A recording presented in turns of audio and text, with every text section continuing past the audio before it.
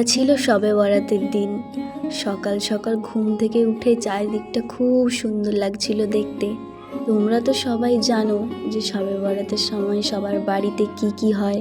ঠিক সেরকমইভাবে আমাদের বাড়িতেও একটা ছোট্ট আয়োজন করা হয়েছিল। আমাদের এই ছোট্ট পরিবারে মাত্র কয়েকজন, আর তার জন্যই এই সমস্ত কিছুর আয়োজন করা। যেমন কথা তেমন কাজ। আমরা বোনেরা মিলে বসে পড়েছি কাজ করার জন্য। আমি তো নারকেল কোনোদিনও ভাঙিনি, তবুও যে করে হোক ভেঙে ফেলেছি। এখানে তো আমি নারকেল ভাঙতে গিয়ে নারকেলের খোলাটাও ভেঙে ফেলেছি।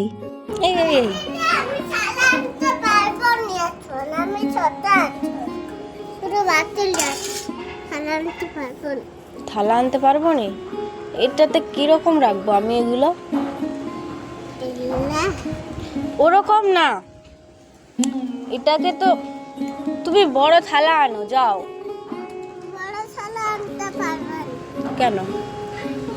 আমি তো ছোট্ট আছি। তারপর আমরা সবাই মিলে বসে গেলাম কাজ করার জন্য।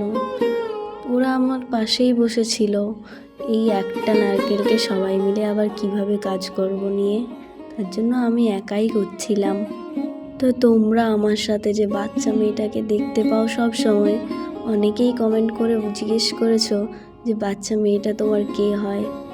তো ও আমার ছোট্ট বোন হয়। ও তো এখানে বসেছিল শুধু নারকেলটা খাওয়ার জন্য। লুকিয়ে লুকিয়ে এদিক থেকে ওদিক থেকে নিয়ে নারকেলটা খেতে পারলেই হয়। আর এদিকে একজন, ও বসে বসে কাজ করছে, মশা মারার কাজ।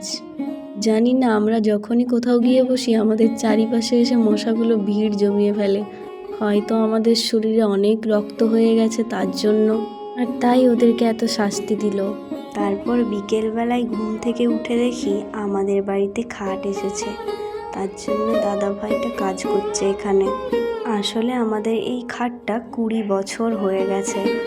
হয়ে যাওয়ার পরে অনেক পুরনো লাগছিল। তো পুরনো জিনিসটাকে একদম নতুন করে সাজিয়ে দিয়েছে ওরা। দেখতে খুবই সুন্দর লাগছিল। কেউ এটাকে বলবে না যে এটা পুরনো দিনের হয়তো খাট। একদম নতুন করে দিয়েছিল।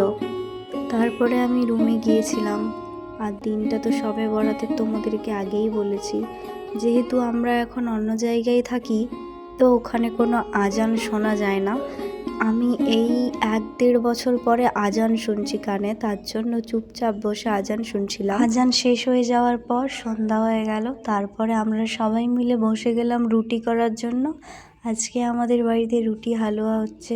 তো আমাদের মতো তোমাদেরও কার কার বাড়িতে এগুলো হয় অবশ্যই কমেন্টে জানিও আমাকে।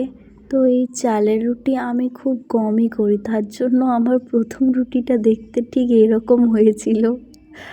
সত্যি কথা বলতে রুটি করতে পারাটা বলা অনেক সহজ, কিন্তু রুটি গোল করা অসম্ভব আমার পক্ষে। তার জন্য মা আমাকে বলে দিচ্ছিল যে কিভাবে কি করব। তোমরাও শোনো।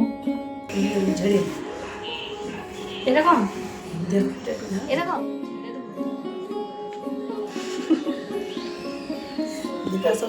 তারপরে তো মা যেভাবে যেভাবে বলছিল আমি ওভাবে করতে থাকি, কিন্তু আমার রুটি গোল হওয়া অসম্ভব ব্যাপার ছিল।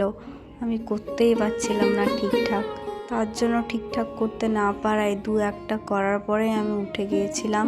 মাকে বললাম, মা তুমি রুটিটা করো, আমি রুটিটা গরম করে দিচ্ছি।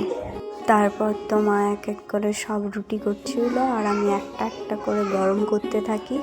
ভিডিওতে স্পিডটা বাড়ানো আছে তার জন্য বোঝা যায়নি, কিন্তু রুটিটা করতে অনেকটাই টাইম লেগে গেছিলো আমাদের। তো আজকের ভিডিও এই পর্যন্ত।